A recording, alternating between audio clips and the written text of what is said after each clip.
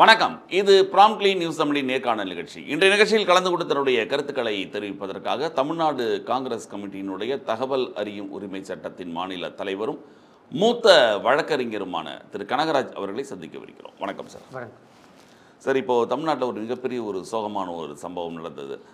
சிவகங்கை மாவட்டத்தில் திருபுவனத்தில் அந்த அஜித் குமார்ன்ற ஒரு பையன் ஒரு காவல் நிலையத்தில் அடித்து கொல்லப்பட்டார். அப்படி லாக்அப் டெத் அப்படின்ட்டு. ஆனால் அடித்து கொல்லப்பட்டது அந்த கோவில் வாசல்லையே. அது காவல் நிலைய ஒரு மரணம். அதற்கு பல்வேறு எதிர்வினைகளாக பல்வேறு சமூகங்கள் நிறைய போராட்டங்கள் நடக்குது. அரசாங்கத்தின் சார்பாக நடவடிக்கைகள்லாம் எடுத்திருக்காங்க. சிபிஐக்கும் கொடுக்கப்பட்டிருக்கு. இந்த வழக்கோட தன்மையை ஆரம்பத்தில் பார்க்கும் பொழுது என்ன சொல்கிறாங்க அப்படின்னா, அரசாங்கம் சரியானபடி நடவடிக்கை காவல்துறை முதல் எடுக்காத காரணத்தினால்தான் இது இந்த சம்பவம் வெளியில் தெரியாமல் இருந்திருக்கும். கோர்ட்டு தலையிட்டதுனால தான் சம்பவம் வெளியில் தெரியுது. இல்லை கோர்ட்டு தலையிட்டதுனால சம்பவம் வெளியிட்டதுன்னு சொல்ல முடியாது. அந்த கோயிலில் வேலை செய்கிற இன்னும் மற்றொரு காவலாளி திரு சக்தீஸ்வரன் அவர்கள் வீடியோ கேமரா மூலமாக அதை படம் பிடித்து காட்டியதனால் கூட சொல்லலாம் இல்லையா? இல்லை, அதெல்லாம் உங்களுக்கு 5-6 நாளைக்கு அப்புறம் தான் வெளில வந்து. இல்லை, அது முன்னாடியே இல்லை. 27ஆம் தேதி சம்பவம் 27, 28, 29 பெருசாக வெளியில் தெரியலை. அது எதிர்கட்சிகளுக்கு போய் சேர்றதுக்கு முன்பே கோர்ட்டுக்கு போயிடுச்சு. கோர்ட்டோட கடுமையான உத்தரவுக்கு அப்புறம் தான் இங்கே அரசாங்கம் நடவடிக்கை எடுக்குது அப்படின்ற மாதிரி சொல்கிறாங்க. அப்படியெல்லாம் இல்லைங்க. நீங்கள் இப்போ கோர்ட்டு தலையிட்டதுனால அரசாங்கம் கடுமையான நடவடிக்கை எடுத்து கூறுகிறது என்பது பிஜேபி அதிமுகவினுடைய குற்றச்சாட்டு, எதிர்க்கட்சிகள் வகிக்கின்ற குற்றச்சாட்டு. அந்த குற்றச்சாட்டு தான் நீங்கள் சொல்கிறீங்க. சரி, அசப்னோ நீங்கள் அதே லாக்அப் டெத்ஸ் பாருங்கள். நீங்கள் 2011 2020 வரலும் பார்த்தீங்கன்னா கிட்டத்தட்ட 103 லாக்அப் டெத்து நடந்திருக்கு. 103 லாக்அப் டெத்து நடந்திருக்கு. இதே போன ஆட்சியில் சாத்தாங்குளத்தில் நடந்தது அனைவரும் பார்த்தோம். இல்லை, இது ஒரு ஒப்பீடே கிடையாதுல்ல. எல்லாரும் இது ஒப்பிடுறீங்க. எதிர்கட்சிகளை நீங்கள்லாம் ஒப்பிடுறீங்க இல்லையா? சாத்தான்குளத்தில் நடந்தது சாத்தான்குளத்தில் நடந்தது தவறு, அந்த ஆட்சி செஞ்சது தவறு அப்படிங்கிறதுனால தான் அடுத்த ஆட்சி வந்திருக்கு. நீங்கள் திருப்பி இந்த கொலைக்கு அந்த கொலையை ரெண்டுத்தையும் பேசிக்கிட்டே இருக்கக்கூடாது. இல்லைங்க, நான் என்ன சொல்ல வரேன்னா, ஒப்பீடு சொல்ல இந்திய தேசிய காங்கிரஸ் கட்சியின் சார்பாக முதல்ல நம்ம என்ன சொல்லிக்கிறோன்னா, லாக்அப் டெத் என்பது தொடர்கதையாக 25வது லாக்அப் டெத்தை நம்ம கொண்டாடணும்னு சொல்ல கிடையாது. வருத்தப்படுறோம், வேதனைப்படுறோம். இதற்காக இந்த நேரத்தில் காவல்துறை அதிகாரிகள் மீது உயர்ந்தபட்ச நடவடிக்கை எடுக்க வேண்டும் என்று இந்திய தேசிய காங்கிரஸ் கட்சி கோரிக்கை வைக்கின்றது. அதில் சம்பந்தப்பட்ட அனைத்து காவல்துறை அதிகாரிகளும் இடைநீக்கம் மட்டுமல்ல, பணி நீக்கம் செய்யப்பட வேண்டும். அவர்கள் மீது கொலை குற்றங்கள் சாட்டப்பட்டு கொலை வழக்காக கருதி நீதிமன்றத்தின் மூலமாக அவர்களுக்கு இன்றைக்கு தண்டனை பெற்று தர வேண்டும் என்று நாங்கள் இருக்கின்றோம், கோரிக்கை வைக்கின்றோம். நீங்க கோரிக்கைலாம் வைக்கிறீங்க.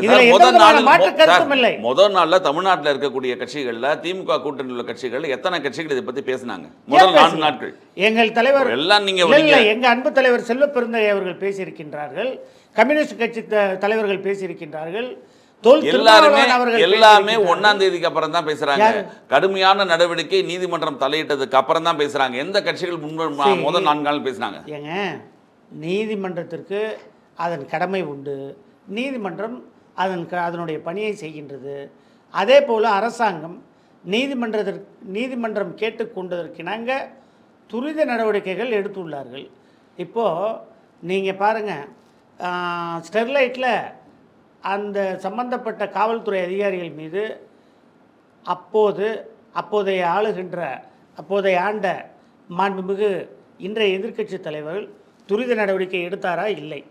பொள்ளாச்சியில் அந்த புகார் பதிய வைப்பதற்காக எடுத்துக்கொண்ட நாள் 48 மணி நேரம் 3 நாள் கழித்து தான் எஃப்ஐஆரே போடுறாரு. அதில் 3 days டிலே இருக்குது அந்த எஃப்ஐஆர். 27ஆம் தேதி நீங்கள் சாத்தாங்குளத்தில் நடந்ததே தெரியாதுன்னு சொன்னார். சரி, இப்போ நடவடிக்கை எடுத்திருக்கு. அதுக்கு முன்னாடி நான் ஒரு விஷயம் சொல்கிறேன் கேளுங்க.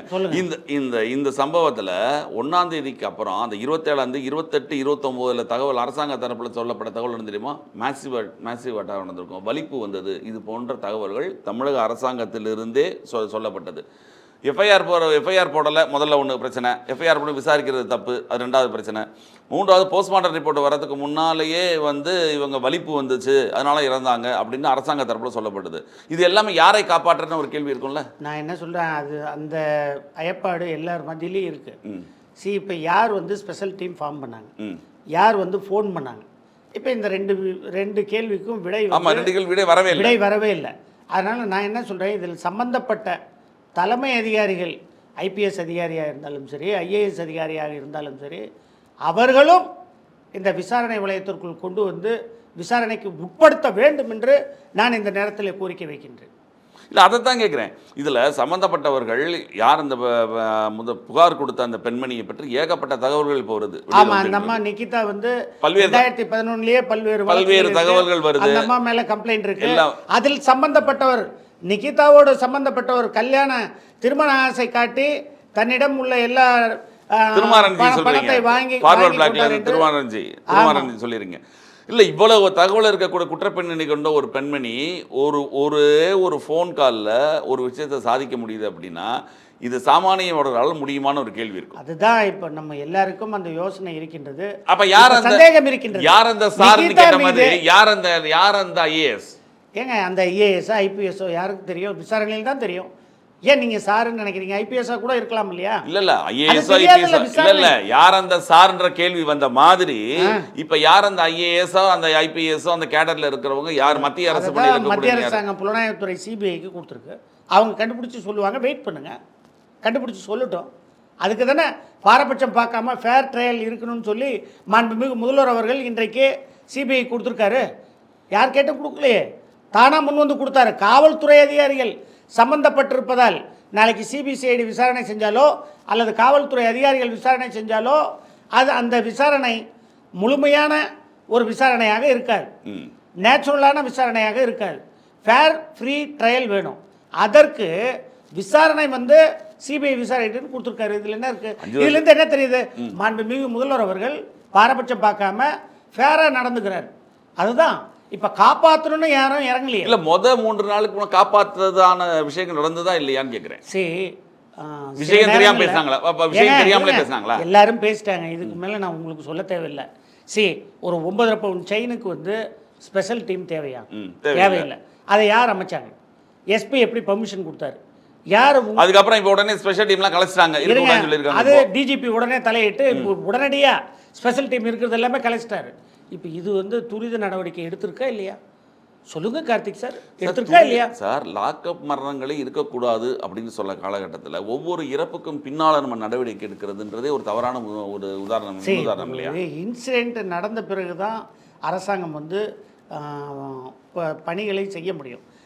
ஆஸ் ஆஃப் நோ சுப்ரீம் கோர்ட்டில் ஆல்ரெடி ஒரு கைட்லைனே இருக்குது. லாக்அப் டெத்ஸை பொறுத்தவரையிலும் 176 சிஆர்பிசி 46 சிஆர்பிசி அதில் என்ன சொல்லியிருக்குன்னா, மெடிக்கல் எக்ஸாமினேஷன் பண்ணணும், மேஜிஸ்ட்ரேட் எக்ஸாமினேஷன் என்கொயரி இருக்கணும், கம்பல்சரி மேஜிஸ்ட்ரேட் என்கொயரி பண்ணி மெடிக்கல் எக்ஸாமினேஷன் பண்ணி அரெஸ்ட்டுக்கு வந்து இப்படி தான் அரெஸ்ட் பண்ணணும்னு அதில் ஒரு வழிமுறை இருக்குது.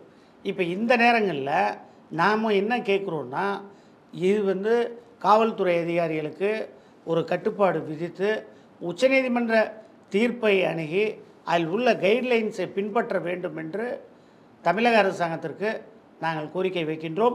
லாக்அப் மரணம் என்பது இதை விட பார்த்தீங்கன்னா 451 லாக்அப் டெத் வந்து நடக்குது உத்தரப்பிரதேசத்தில். இதை உடனே எல்லாரும் லாக்அப் டெத் இல்ல இது எல்லாரும் 200 பெண்கள் ரேப்.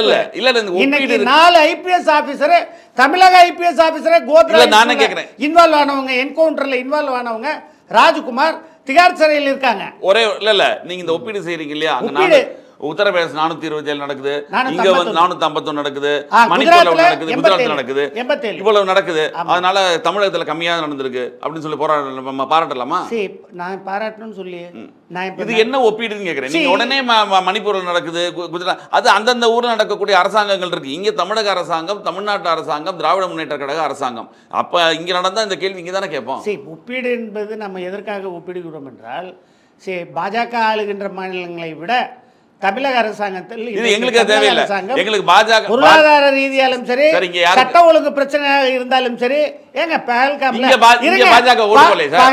இன்ன வரலாம் அந்த குற்றவாளியை கண்டுபிடிக்க அதான் சொல்றேன். எங்கேங்க போனாங்க?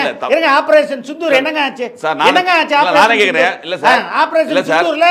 தமிழகர்களும் இல்ல தமிழ் மக்களும் பாதிக்கப்பட்டவங்க டாக்டர் இருக்காங்கல்ல. நீங்க சொல்றது சரி. நீங்க நாங்க என்ன சம்பந்தம் இல்லாம பேசுறோம்? இப்ப நானே கேக்குறேன் ஆபரேஷன் சிந்தூர்ல என்ன நடந்தது? இல்ல சார், எங்க யார் நான் லாக் அப் நீங்க மாறுறீங்க. நீங்க நான் அது முதல்ல இதுக்கு பதில் சொல்லிருக்கேன். இதுல இதுக்கு பதில் சொல்லிடுங்க. இங்க வந்து பாஜகவுக்கு ஓட்டு போடல, இங்க திமுகவுக்கு தான் ஓட்டு போட்டாங்க. அப்ப இங்க திமுக ஒரு விஷயம் இந்த இடத்துல நடக்கும், தமிழகத்தில் நடக்கும்போது திமுக அரசாங்கம் தான் கேட்க முடியும். நீங்க ஏன் பாஜகவை போய் அங்க கேட்கல, உத்தரப்பிரதேசத்துல பாஜக கேட்கலுங்க, குஜராத்ல பாஜக கேட்கலுங்கன்றதுக்கு நம்ம பாஜக இங்க ஓட்டு போடலையே. சரி, ஓட்டு போட்டா தான் கேட்கணும்னு இல்லைங்க. இந்தியன் தானே, சிட்டிசன் ஆஃப் இந்தியா. நான் முதல்ல ஓட்டு போட்டு முதல்ல கேட்டுக்குவோம். Are you Indian? நீங்க இந்தியன் தானே ஃபில் அப் பண்றீங்க சர்டிஃபிகேட்ல. இந்தியனா இல்லையான்னு கேட்டா நீங்க இந்தியன் போடுறீங்கல்ல, அதுக்கப்புறம் தானே ரிலீஜியன் போடுறீங்க. சரி, இந்தியா தானே, நம்ம இந்தியாவில் தானே இருக்கோம். இதற்கு முன்னாடி இந்தியாவை ஆண்ட பரம்பரை, வாழ்ந்த பரம்பரை, மூத்த குடி, முன்னோர் குடி தமிழ் மக்கள் தானே, இந்தியா முழுவதும் தானே இருக்கிறோம். அதனால இந்தியா முழுமைக்கு நம்ம பேசுறதுல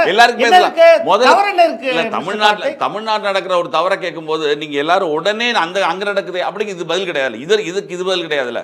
நான் என்ன சொல்ல வரேன், நாங்க இந்த விஷயங்களை பொறுத்தவரை லாக்அப் டெத் இருக்கக்கூடாதுன்னு தான் நினைக்கிறோம். ஜீரோவுக்கு கொண்டு வரணும். அதான் சொல்றேன், 450 நடக்குது, 27 தான் நடந்துச்சு அப்படிங்கிறது வந்து இது ஒரு கணக்கு ஒப்பீடான்னு கேட்குறேன். இல்லையா, கணக்கு ஒப்பீடு என்பது ஒரு கெட்டதை பார்த்து நல்லதை காண்பிப்பது, சரியா? சூரியனை பார்த்து சந்திரனை காட்டுவதை போல தான். அதில் என்ன இருக்கு? சரி, இன்னைக்கு ஒப்பிடுதல் எதுக்கு வருது? நீங்கள் நல்லது தெரிஞ்சுக்கணுன்னா கெட்டதை காமிக்கணும்ல, பகலை தெரிஞ்சுக்கணுன்னா இருளை காமிக்கணும். அது போல் ஒரு உதாரணத்திற்காகத்தான் கணக்கீடு காட்டுகிறோமே தவிர எங்கள் நோக்கம் இந்த 25ம் நடந்திருப்பது சரி என்பதல்ல, தவறு, முற்றிலும் ஒழித்தாக வேண்டும். ரேப் கேஸ் அதிகமாக இருக்குது, லாக்அப் டெத் அதிகமாக இருக்குது, ஒழிக்கணும். அதற்கு தமிழக அரசாங்கம் உச்சநீதிமன்றத்தினுடைய கைட்லைன்ஸை இம்ப்ளிமெண்ட் பண்ணணும். இன்றைக்கி காவல்துறை அதிகாரிகளுக்கு அதிக அதிகாரம் கொடுக்கக்கூடாது, அவர்களுக்கு ரெஸ்ட்ரைன் பண்ணணும். அதே போல் காவல்துறை அதிகாரிகள் நியமனத்தில் இன்றைக்கு காவல்துறை அதிகாரிகள் குறைவாக இருக்கின்றார்கள், அவர்களை எண்ணிக்கையை அதிகப்படுத்த வேண்டும். இதெல்லாம் நீங்கள் ஒரு கூட்ட நிகழ்ச்சியாக இருந்து ஆரம்பத்திலே செஞ்சிருக்க வேணாமா? 4 வருடமாக இருந்திருக்கீங்க ஒரு தமிழ்நாடு காங்கிரஸ் கமிட்டியிலிருந்து. இது போன்ற செயல்கள் எல்லாமே உங்களுக்கு தெரியும். ஆமாம், தமிழ்நாட்டில் வந்து உங்களுக்கு பஹல்காம் அட்டாக் மாதிரி இருந்ததா, அத்ராஸ் மாதிரி நடந்து வச்சு, கத்துவா மாதிரி ரேப் நடந்ததா, மணிப்பூர் மாதிரி எரிஞ்சு விட்டு குக்கீஸ் மைத்தீஸ் 2 பேரும் சண்டை விட்டு இனப்பிரச்சனை நடக்கப்பட்டு படுகொலைகள் நடந்தது உண்டா? தமிழ்நாட்டில் சட்டம் அதற்காக பார்க்காமல் சென்ற பிரதமரை எல்லாம் நாம் பார்த்தோம். நீங்க பஹல்காம் அட்டாக்க நேரடியாக சென்று பார்க்காத பிரதமரை நாம் கண்டது உண்டா? மத்திய மைனாரிட்டி பாஜக பாரத பிரதமர் பஹல்காம் அட்டாக்ல நேரடியாக சென்று பார்க்கவே இல்லை, எந்த ஒரு துரித நடவடிக்கையும் எடுக்கல. நமது உள்துறை எத்தனை நாள் கழிச்சு போனார்? ஏன் அங்க வந்து மிலிட்டரி இல்ல எடுக்கப்பட்டது? ஏன் காவல்துறை போஸ்டை எடுத்தாங்க? ஏன் வந்து பார்டர்லேருந்து கிராஸ் பண்ணும்போது ரேடார் மூலமாக கண்காணிக்கல? ஏன் அந்த குற்றவாளிகளை இது நாள் வரையிலும் கண்டுபிடிக்க முடியவில்லை? எங்கே போனாங்க அந்த குற்றவாளிகள்? ஆப்ரேஷன் சிந்தூர்னு சொன்னீங்க, எங்கே என்ன ஆச்சு? அதில் சம்பந்தப்பட்ட குற்றவாளிகள் யார்? ஆனால் இங்கே தமிழக அரசாங்கம் உடனடியாக காவல்துறை அதிகாரிகளை இடைநீக்கம் செய்யப்பட்டு இன்றைக்கு கொலை குற்றம் சுமத்தப்பட்டு அவர்கள் மீது புகார் பதியப்பட்டு கொலை வழக்காக அதை மாற்றி விசாரணை நேர்மையாக நடத்தி கொண்டு வருகின்றது என்பதை நான் பார்க்கின்றேன்.